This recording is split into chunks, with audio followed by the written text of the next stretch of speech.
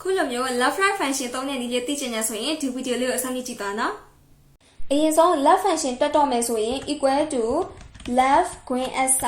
ပြီးသွားပြီဆိုလို့ရှိရင် tab ဆိုတဲ့အတိုင်းနာမည်လေးကိုဆက်လက်ပေးမယ် comma ကုတ်မယ် number tab ဆိုတာကကြတော့စကားလုံးအရေးအတွက်ကိုပြောရပါတော့သစ္စာတို့က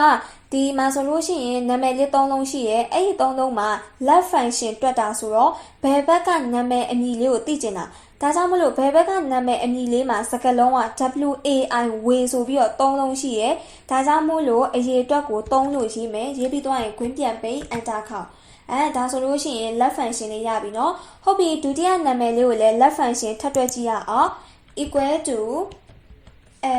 left left green s ပြောပြီဆိုရင်နာမည်ကိုဆက်လက်ပေးမယ် comma ကုတ်မယ်ဟုတ်ပြီနံပါတ်6ချက်ဘယ်ဘက်မှာရှိရဲ့အမည်လေးစကားလုံးလေးကိုသိချင်တာဆိုတော့ su စုစကားလုံးအရေးအတွက်နှလုံးရှိရဲ့အတွက်2လို့ရေးမယ်ခွင်းပြန်ပိတ်မယ် enter ခေါက်မယ်ဒါဆိုရင် left function လေးရသွားပြီ right function လေးကိုတစ်ဆက်တည်းလေ့လာကြမယ်ဒီနာမည်လေးကမင်းသက်ကျော်လို့ရေးထားတယ် left ဆိုလို့ရှိရင်မင်းဆိုရဲ့စကားလုံးလေးကိုသိချင်တာပြောပြီဆိုရင် middle function ဆိုရင်အလယ်ကစကားလုံးလေးကိုသိချင်တာအခုသင်္စာတို့က right function ညာဘက်မှာရှိရဲ့စကားလုံးလေးကိုသိချင်တာဆိုတော့ right function သုံးမယ် equal to right right green s